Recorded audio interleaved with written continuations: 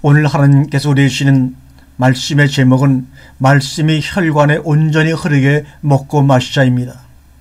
하나님 말씀은 우리들의 상상력을 완전하게 혁신해주는 도구이자 소통의 문이기도 합니다. 이사야서 31장 4절 오늘 본문에서 보면 큰 사자나 젊은 사자가 자기의 먹이를 움키고 으르렁거릴 때라는 말이 나옵니다. 여기서 으르렁거리다는 단어에 이끌리면서 순간적으로 기쁨과 웃음이 터져나왔습니다. 이 말은 내 개가 자신의 소중한 뼈다귀를 가지고 나지막하게 그르렁거리며 기쁨에 겨워 자신의 먹이를 물고 즐기고 음미하는 그 일을 이사야 선지자는 사자가 자신의 먹이를 가지고 그렇게 했던 것입니다. 더군다나 내가 특별히 여기서 더 기뻐했던 것은 여기에서 으르렁거리다는 번역된 히브리어 하가란 단어가 눈에 들어왔기 때문입니다. 이 단어는 시편 1편에서 복 있는 사람을 설명하면서 그들을 여호와의 율법을 즐거워하여 그의 율법을 쥐하러 묵상하는 자로다라고 한 것처럼 주로 묵상하다로 번역되는 단어였기 때문입니다. 다른 곳에서는 대개다 묵상하다로 번역된 단어가 이사야 31장 4절에서는 으르렁거리다는 단어로 번역이 되었습니다. 참으로 신기합니다. 혹은 시편 63편의 말씀도 있습니다. 내가 침상에서 주를 기억하며 밤중에 주를 묵상할 때 하가할 때, 그런데 이사야는 내 개가 뼈다귀를 물고 빠는 것처럼 사자가 자신의 먹이를 가지고 으르렁거리는 것을 설명하기 위해서 하가란 단어를 사용했다는 것에 주목해 보시기 바랍니다. 하가는 히브리 선조들이 영혼을 다루는 글을 읽는 행위를 지칭할 때 종종 사용했던 단어가 바로 하가입니다. 그러나 묵상하다는 이 단어가 의미하는 바를 표현하기에는 너무나 밋밋합니다. 하가란 단어를 표현하기에 묵상하다는 우리나라 번역은 너무나 밋밋해서 사실은 이 단어를 적절하게 표현하지 못하고 있는 것입니다. 그러나 이사야서의 사자가 내 개가 식사할 때는 이빨과 혀, 위장과 장기들을 사용해서 씹고 삼킵니다. 즉 맛보고 음미하고 그 달콤하고 향긋하며 입에 침이 고이게 하고 영혼의 힘을 불어넣어주는 단어들을 기대하고 받아 먹으면서 부드럽게 가르랑거리고 나지막하게 으르렁거리게 되는 그런 의미의 단어인 히브리어 하가를 묵상하도록 번역하기에는 너무나 제 뜻을 표현하기에 역부족이라는 말입니다. 너희는 여호와의 선하심을 맛보아 알쩌다 맛보아 하가입니다. 이사야 38장에서도 비둘기의 구구구구 거리는 소리를 묘사할 때 하가를 사용하고 있습니다. 이 본문을 세심하게 읽은 어느 신자는 이 단어의 정신을 잘 포착해서 하가란 사람이 자신의 종교에 푹 빠져 있는 것을 의미한다고 말했습니다. 이것은 바로 사자가 으르렁거리며 자기 먹이에 푹 빠져 있는 것과 똑같습니다. 이것은 아주 천천히 녹는 네모난 조각 치즈가 입안에서 우리도 모르는 사이에 녹아버리는 것 같은 것을 표현할 때 하가라는 단어를 씁니다. 우주를 자신의 강단으로 삼고 한쪽 발은 바다에 딛고 다른 한쪽 발은 땅을 디딘 채 손에 성경을 든 강인한 천사가 사도 요한을 향하여 설교합니다. 내가 천사에게 나아가 작은 두루마리를 달라앉아 천사가 이르되 갖다 먹어라. 이 먹으라는 말이 방금 전에 으르렁거리다 묵상하다라고는 하가란 단어와 같은 의미로 쓰인 것입니다. 내 배에는 쓰나 입에는 꿀같이 달리라 하거늘 내가 천사의 손에서 작은 두루마리를 갖다 먹어버리니 내 입에는 꿀같이 달아 먹은 후에는 내 배에서는 쓰게 되더라. 요한은 우리와 같은 그 말씀에 감동을 받아 노트와 연필을 들고 자신이 들은 것을 막 받아 적기 시작합니다. 그런데 그 순간 하늘에서 들려오는 어떤 소리가 그가 들은 것을 기록하지 말고 네가 들은 것을 이 시간에 기록하지 말고 그 책을 통째로 가져다가 먹으라고 천사가 요한에게 명합니다. 요한이 그 메시지를 그러니까 땅과 바다로 울려 퍼지면서 우레처럼 으르렁거리는 그 문장들을 받아 적기 시작하다가 곧 그는 천사에게 제질당하고 맙니다. 천사가 이제 그 말을 인쇄된 지면에서 튀어나오게 했는데 요한은 다시 그 말을 지면 위로 옮기려고 했던 것입니다. 그래서는 안 된다라고 하늘에서 들려오는 음성은 말합니다. 내가 지면에 기록된 종이의 성경책을 너의 심령 가운데 튀어나오게 했는데 너는 다시 그것을 지면 위에 종이 위에 받아 옮기려고 해? 안 돼. 그래서는 안 돼. 그것을 먹어야 돼. 그것을 먹어야 돼. 요한과 천사의 논쟁이 벌어지고 있는 것입니다. 나는 그 말이 공중에 그냥 머물면서 음파를 생성하고 사람의 귀로 들어가고 사람의 인생으로 들어가길 원한다. 나는 너희들이 그 말을 설교하고 노래하고 가르치고 기도하기를 살아내기를 원한다. 이 말씀을 너의 내장 안으로, 너의 창자 안으로 집어넣어라. 이 말씀에 나오는 말이 너의 혈관을 타고 움직이게 하라. 이 말을 씻고 삼켜서 근육과 연골과 뼈가 되게 하라. 그래서 요한 사도는 그렇게 했습니다. 그는 책을 기록하지 아니하고 그는 그 책을 먹어버렸습니다. 우리가 먹는 것은 우리 자신이 된다는 말이 있듯이 인간은 말씀을 먹어야 말씀이 되는 것이지 말씀을 적어놓거나 말씀을 배운다고 말씀이 되는 것은 아닙니다. 인간은 말씀을 먹어야 말씀이 된다. 그것은 천고의 진리입니다. 우리가 먹는 것이 우리 자신이 된다. You are what we eat. 우리가 먹는 것이 우리 자신이 되는 거지요. 하나님의 말씀을 최고의 재료로 하여 예수라는 최고의 요리를 만들어 먹어야 합니다. 정갈하고 건강한 말씀의 식탁을 차리고 말씀의 맛을 즐기도록 하기 위해서는 우리가 먼저 그 말씀을 맛보아 먹어야 할 것입니다. 성경 말씀은 말하는 것이 아니라 보여주어야 하는 것입니다. 그래서 성경을 계시의 말씀이라고 하지 않습니까? 우리가 말씀을 먹으면서 우리의 전 존재 속에 스며들어 우리와 하나 되어 우리와 구분할 수 없을 정도로 그렇게 먹어버려야 합니다. 성경 묵상은 그저 내 세포에 정보를 입력하는 것이 아닙니다. 삶을 변화시키는 것을 목적으로 합니다. 라이너 마리아케라는 시인의 표현을 빌면 언제든지 성경에만 얼굴을 묻고 있지 말고 종종 뒤로 기대어서 자신이 다시 읽은 문장을 생각하며 눈을 감으며 그 의미가 혈관으로 퍼지는 것을 느끼는 독자를 요구하는 글이 바로 성경이라고 라이너 마리아 리케는 말하고 있습니다. 성경은 영적인 독서입니다. 스피리추얼 리딩입니다. 혹은 레치오 디비다라고 말합니다.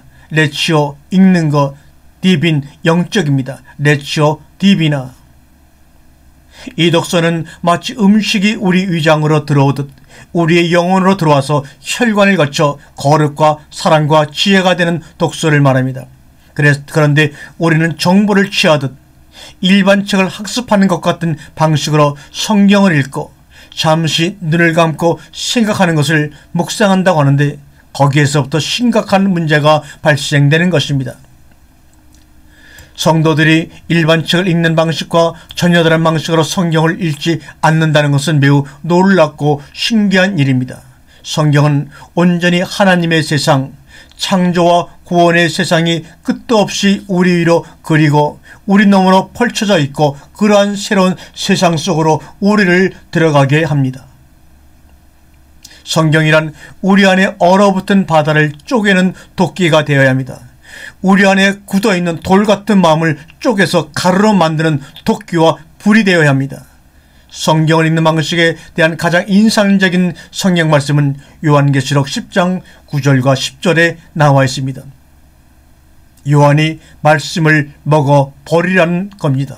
성경을 읽는 것이 아니라 먹는 것입니다.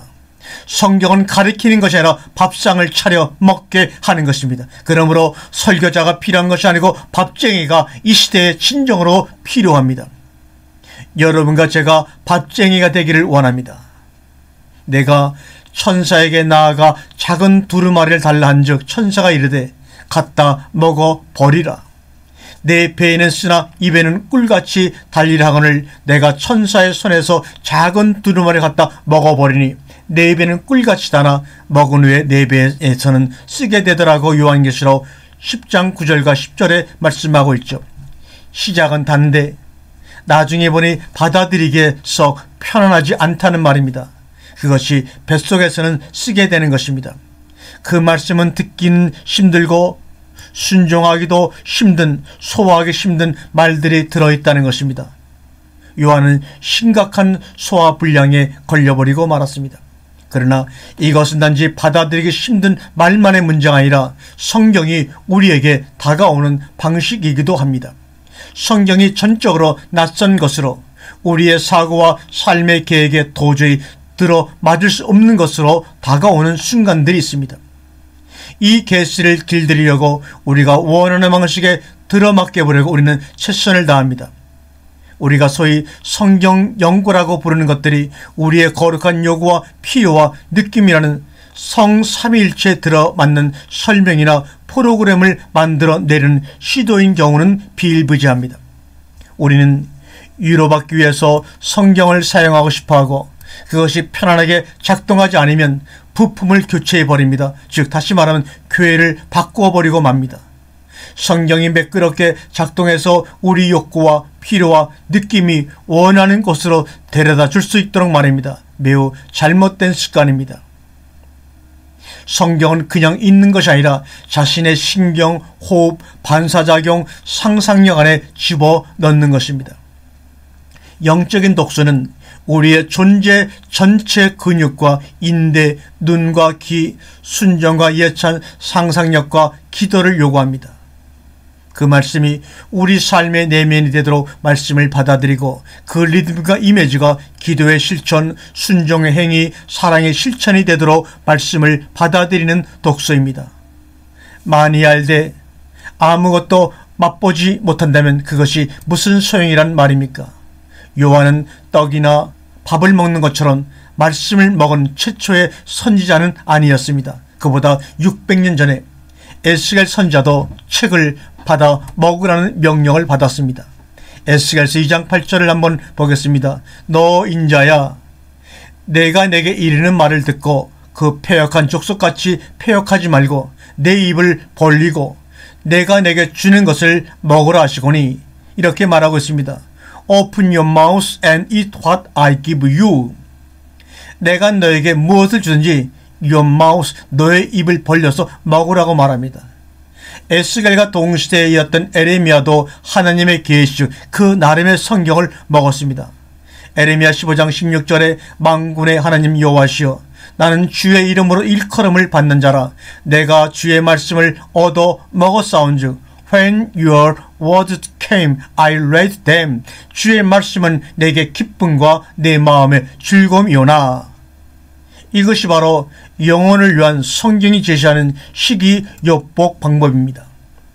우리 시대는 참으로 많은 사람들이 하나님의 말씀을 단순히 식사 전에 입맛을 돋우려고 마시는 한 잔의 술이나 스프 정도로 여기기 때문에 심각한 것입니다. 그러나 우리가 하나님 말씀을 먹고 묵상하는 것은 강인한 천사의 명령 초대이기도 합니다. 시편 139편 14절에 보면 인간은 신묘막측하게 지음을 받았다고 증언하고 있습니다. 이 말씀은 우리가 누구이며 어떤 존재냐 하는 것은 대부분 하나님과 관련된 것입니다. 따라서 자기 자신에 의거해서 자신을 이해하고 형성하려고 하면 자기 자신의 대부분을 놓치게 됩니다. 그렇기 때문에 우리가 참 인간으로서 형성되려면 하나님의 뜻과 길을 계시해주는 성경이 반드시 우리에게 필요한 것입니다. 우리가 성경을 읽으면서 우리는 우리에게 가장 필요한 것이 하나님과 우리 자신에 대해서 무엇인가를 알려주는 정보가 아니라 자신의 참모습으로 형성되어 가는 것임을 깨닫게 되는 것입니다. 말씀이 혈관에 온전히 흐르게 먹고 마시자. 언어의 본질은 정보를 주는 것이 아니라 형성하는 것입니다. 언어는 최신의 상태에서 인격적이 되고 계시의 특성을 띠게 됩니다. 그리고 계시는 언제나 무엇인가를 형성하게 됩니다. 무엇인가를 더 알게 되는 것이 아니라 더 나은 존재가 되는 것입니다. 우리 중에 언어를 가장 잘 사용하는 사람들은 시인과 아이들과 성자들은 무엇인가를 만들어내기 위해 말을 사용합니다. 그들은 친밀감을 만들어내고 인품을 만들어내고 아름다움을 만들어내고 선을 만들어내고 진리를 만들어냅니다. 말로 이루어질 문장은 참으로 놀라운 것입니다. 말은 드러냅니다. 우리에게 실제가 제시가 되는 것입니다. 우리의 세계를 더 크게 해주고 우리의 관계를 더 풍요롭게 해주는 진실이 말을 통해 제시가 됩니다. 말은 우리를 자신으로부터 끌어내어 시간과 공간, 사물과 사람의 더 큰 세상과 반응하게 하는 관계로 들어가게 해줍니다. 그러나 말로 된 문장은 또한 매우 신비롭기도 합니다. 말은 숨깁니다. 말은 속이고 현혹하는 데 사용될 수도 있습니다. 우리가 아는 모든 언어의 경험은 바벨탑 사건 이후의 것입니다. 언어와 관련된 경험이 언어의 오용과 관련된 것입니다. 우리가 안다고 생각하는 그 어떤 단어가 문장에 나올 때 그것이 서로 같은 말이라고 우리는 가정할 수는 없습니다. 그것뿐만 아니라 언어는 끊임없이 변하고 있습니다. 지난주 어떤 방식으로 사용된 말이 그 다음 주에 같은 방식으로 사용될 것이라고 확신할 수가 없습니다. 그런데 성경의 문장과 우리 사이에는 일주일이 아니라 2000년 그리고 3000년이라는 긴 시간의 간격이 놓여 있습니다. 이는 어떤 사전도 미처 따라잡기 힘든 간격입니다. 우리는 무심코 언어를 사용하기 때문에 언어를 가볍게 취급하기 쉽습니다. 그러나 언어를 이해하는 것은 끊임없이 어려운 일입니다. 우리는 인생의 초창기에 언어를 배우는 데 보냈지만 이제 그 언어에 통달했다고 생각하는 바로 그 순간에 배우자가 내가 하는 말을 하나도 이해하지 못하지 그렇지라고 말합니다. 자녀들에게 말하는 법을 가르치고 이제는 그들이 이해할 것이라고 생각하는 바로 그때 자녀들은 대화를 포기합니다. 그러다가 자녀들이 자기 친구들과 나누는 이야기를 엿듣게 되면 자신이 그들이 쓰는 단어의 시증팔구는 못 알아듣고 있음을 알게 됩니다. 친밀한 관계가 이해를 보장하는 것은 아닙니다. 사실 관계가 가깝고 친밀할수록 우리는 더 정확하게 듣기 위해서, 철저하게 이해하기 위해서, 적절하게 대답하기 위해서 더 많은 신중을 기해야 합니다. 이 말은 우리가 더 영적으로 될수록 더 신중하게 이해를 해야 한다는 것입니다. 기독교 신앙 안에서 더 성숙해질수록 우리는 더 엄격하게 이해를 해야 합니다. 우리에게 주어진 성경의 말씀은 그 테스트를 오염시키는 개인적인 기호와 문화적인 가정, 재왜곡, 무식한 측측으로 계속해서 덧칠되어 오염되고 있습니다. 오염물질 언제나 대기 중에 있으면서 성경에 먼지가 쌓이게 하고 우리의 언어, 특히 믿음의 언어를 부식시키고 말아버립니다. 주에는 말씀을 깨끗하게 해주는 먼지털이 소리나 혹은 면봉이라고도 할 수가 있는 것입니다. 우리는 성경을 하나님의 계시의 말씀이라고 부릅니다. 이 말씀은 하나님 자기 자신과 자신의 길을 계시하셨다는 말입니다. 우리에게 하나님은 무엇인가를 알려주시기보다 자기 자신을 성경을 통해서 보여주신 것입니다. 그래서 우리는 성경을 본다고 하는 것입니다. 우리가 책을 읽을 때 보통 두 가지의 방식으로 읽습니다. 첫 번째는 자기 자신의 목적을 위해서 읽는 것이고, 두 번째 독서는 저자의 목적을 받아들이기 위해서 하는 것입니다. 성경은 하나님에 대한 계시의 책이기에 첫 번째 방식은 우리를 나쁜 길로 이끌 뿐이고, 두 번째 방식은 좋은 길로 가는 가능성을 열어주는 방법입니다. 우리가 내용을 수용할 때 우리는 감각과 상상력과 다른 다양한 능력들을 그 예술가가 창조한 패턴에 따라 사용합니다. 반면 그것을 사용할 때 우리는 그것을 우리 자신의 활동에 대한 보조물로 취급합니다. 사용은 수용보다 열등한 것입니다. 왜냐하면 예술을 수용하지 않고 사용하면 그저 우리 자신 인생을 쉽게 하거나 밝게 하거나 그 수고를 덜어주거나 완화시켜줄 뿐 그에게 무엇을 더해주지는 않습니다. 우리는 너무도 분명하게 인격이신 하나님의 계시에 참여하기 위해서 성경을 읽고 있는 것입니다. 우리는 성경이 우리에게 다가오는 방식대로 성경을 읽을 뿐 우리가 성경에 다가가는 방식대로 성경을 읽지 않습니다. 불행히도 우리는 성경 이야기가 성경 최전방에 두드러진 자리에서 곁길로 밀려나 애하나 혹은 증언 혹은 영감으로 주의가 하락한 시대에 살고 있습니다. 오늘날 교회 안팎의 사람들은 이야기보다는 정보를 선호하는 비성경적인 기호들을 가지고 있습니다.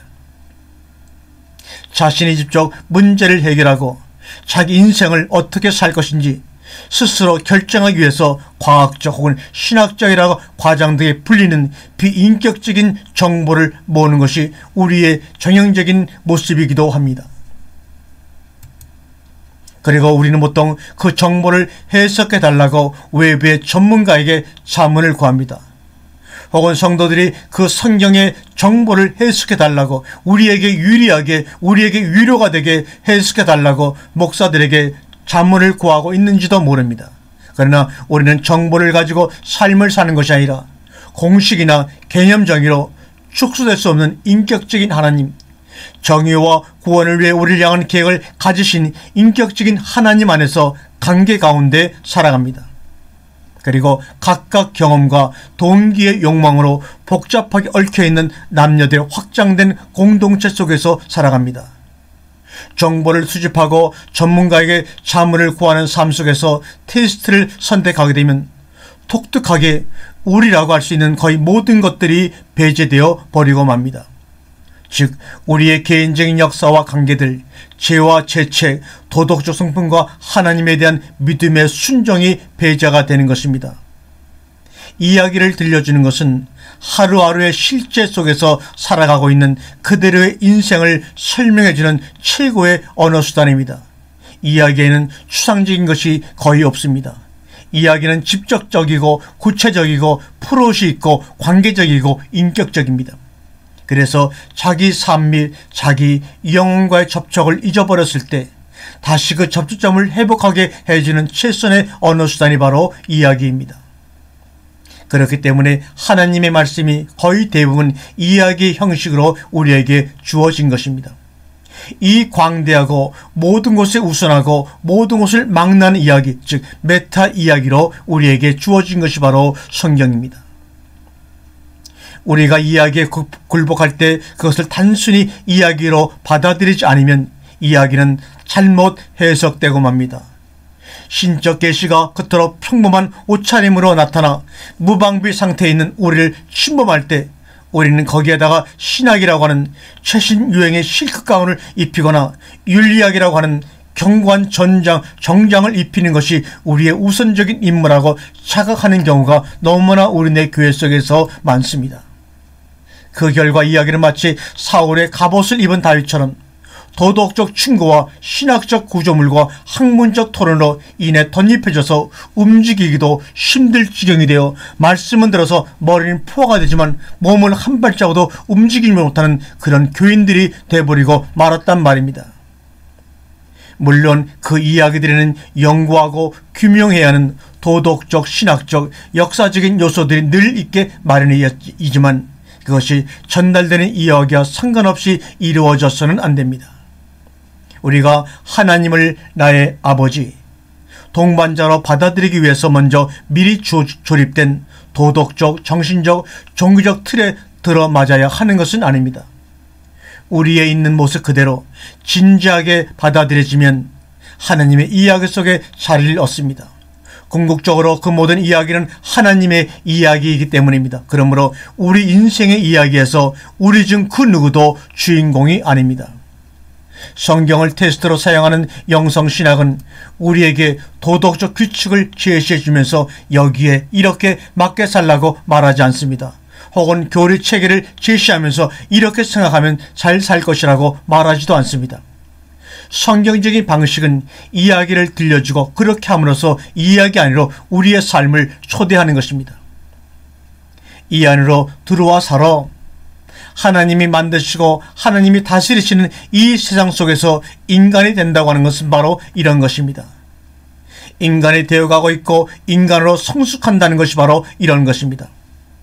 우리가 얻어낼 수 있는 것을 위해서 혹은 밋밋한 생활의 색채와 양념을 더해줄 것이라고 생각하는 어떤 것을 끌어내기 위해서 그것을 이용할 때 우리는 성경의 계시를 침해하게 됩니다.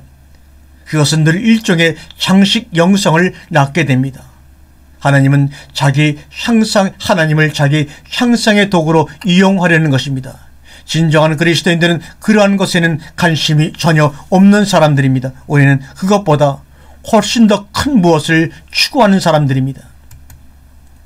우리 삶을 성경에서 읽는 내용에 굴복시키면 우리 이야기에서 하나님을 보는 것이 아니라 하나님의 이야기에서 우리의 이야기를 보고 우리의 삶을 해석해 나갈 수가 있게 될 것입니다. 하나님은 우리의 이야기가 진정한 이야기가 되는 더 큰 배경이며 포로십니다. 신자는 무엇인가를 더 아는 것에 관심이 있는 것이 아니라 더 나은 존재가 되는 것에 관심들이 있는 사람들입니다.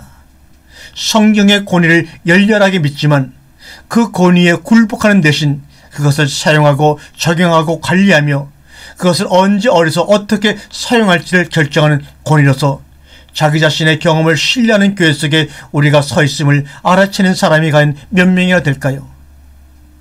이것이 바로 교회의 비극의 서막입니다. 오늘날 교회 공동체가 직면하고 있는 가장 극박한 과제 중에 하나는 성경을 자기 주권적인 목적을 위해서 사용하는 태도를 버리고 그 성경을 철저히 살아내는 것의 의미가 무엇인지를 다시 한번 살펴봄으로써 그러한 자기 주권성에 대항하는 것입니다. 창세기 1장을 보면 하나님은 말씀하신다. 하나님이 말씀하시면 사건이 일어났습니다. 성경은 하나님이 가라사대라는 말로 시작하면서 그 말을 8번 반복하고 있으며 각각의 말씀이 있고 나면 하늘과 땅의 요소들이 하나씩 우리 앞에 펼쳐지고 존재하는 것을 볼 수가 있습니다. 나중에는 하나님의 형상으로 이루어진 사람이 창조되는 것에서 절정을 이룹니다. 시편 33편은 창세기 1장을 하나의 문장으로 압축해 놓고 있습니다. 33장 9절의 말씀입니다. 그가 말씀하심에 이루어졌으며 명령하심에 경고히 섰도다, 이렇게 말합니다. 이것은 그 뒤에 성경에서 나오는 모든 것, 즉 하나님의 명령과 약속, 축복과 초대, 견책과 심판, 지도와 위로가 풍성하게 흘러나오는 배경이 되는 것입니다. 언어는 하나님 일하시는 1차적인 방법입니다. 이 말씀을 증언하는 성경에서는 그 언어가 매우 물리적인 방법으로 공급되고 언급되고 있습니다. 물론 우리는 말씀을 듣습니다. 그러나 또한 말씀을 보며 음성을 알아보려고 돌이킬 때 말씀을 씹으며 그의 율법을 쥐어러 묵상하는 자로다라 말씀을 맛보며 말씀 안에서 걷고 뛰며 무엇보다도 말씀을 먹습니다. 우리를 그리스도 안에서 형성하는 하나님의 말씀은 매우 추상적인 것이 절대 아니고 물리적입니다. 듣고 보고 음성을 알아보고 말씀을 씹고 쥐어러 묵상하고 맛보고 말씀 안에 걷고 뛰며 아주 동적인 것이 바로 하나님의 말씀입니다. 우리 안에서 우리를 그리스도 안에 형성하는 하나님의 말씀은 오늘 여러분에게 들려지는 그 말씀은 매우 물리적인 말씀이기 때문에 맛보아 씹고 곱씹어서 먹어서 소화시켜야 되는 것입니다. 우리는 그 하나님의 말씀을 듣고 맛보고 씹고 보았고 그 말씀 위를 걷고 뛰는 것입니다. 성경을 읽는다는 것은 전적으로 물리적인 행위를 의미하는 것입니다. 아멘.